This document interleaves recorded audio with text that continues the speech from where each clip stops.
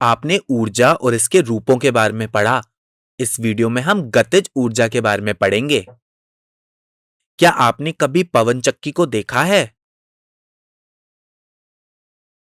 क्या आपने कभी सोचा है कि पवन चक्की के ब्लेड्स को हवा कैसे घुमा पाती है? और क्यों एक बॉलर बॉल फेंकने से पहले दौड़ लगाता है? ऐसा इसलिए होता है क्योंकि गतिशील वस्तुओं में ऊर्जा होती है, जिसके कारण वह कार्य कर पाती है। किसी वस्तु में गति के कारण निहित ऊर्जा को गतिज ऊर्जा कहते हैं, जिसे हम अंग्रेजी में काइनेटिक एनर्जी भी कहते हैं। हर एक गति कर रही वस्तु में गतिज ऊर्जा होती है, जैसे चलती हुई गाड़ी, बहता हुआ पानी, उड़ता हुआ हवाई जहाज आदि। पर क्या आपने कभी सोचा है कि हम आखिर गतिज ऊर्जा का माप कैसे निकाल सकते हैं?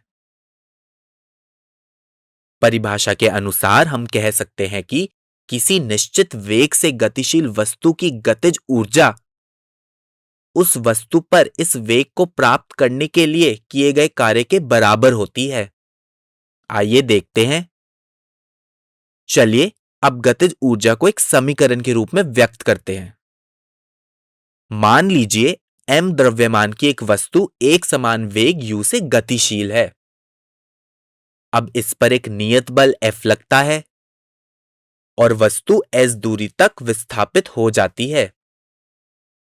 क्या आप बता सकते हैं कि वस्तु पर किया गया कार्य क्या होगा? कृपया सोचिए और अपने सहपाठियों के साथ चर्चा कीजिए।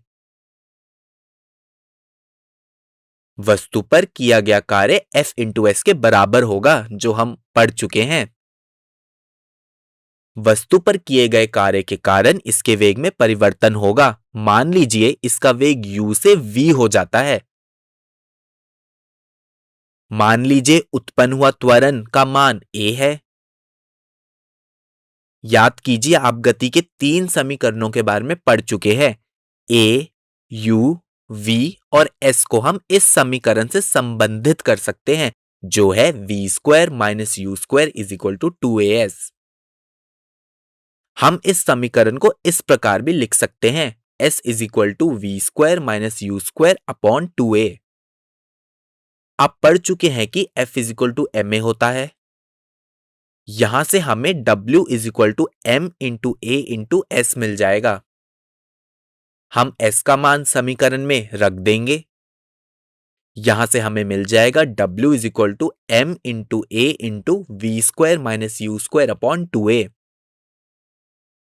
अब समीकरण को हम इस तरह भी लिख सकते हैं, W is equal to 1/2 into m into V square minus U square.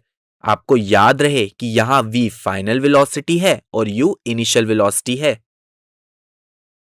Video को रोकें और इस सूत्र को अपनी कॉपी में लिख लें। यदि वस्तु की गति अपनी विराम अवस्था से शुरू होती है तो u का मान 0 होगा। अब हम समीकरण में u का मान रख देंगे। अब समीकरण हो जाएगा W is equal to half M V square. किया गया कार्य वस्तु की गतिज ऊर्जा में परिवर्तन के बराबर होता है। इस समीकरण में Ke गतिज ऊर्जा को दर्शा रहा है। अतः m द्रव्यमान की तथा एक समान वेग v से गतिशील वस्तु की ऊर्जा का मान होगा Ke is equal to half M V square. Video को रोकें और उस सूत्र को अपनी कॉपी में लिख लें और उसे याद भी कर लें। यह बहुत महत्वपूर्ण सूत्र है। चलिए अब इस प्रश्न का उत्तर दीजिए। एक वस्तु का वेग बढ़ाया जाता है, इसकी गतिज ऊर्जा में क्या परिवर्तन होगा? पहला, गतिज ऊर्जा बढ़ जाएगी, दूसरा घट जाएगी या तीसरा समान बनी रहेगी? सोचिए। इसका उत्तर होगा कि गतिज ऊर्जा बढ़ जाएगी।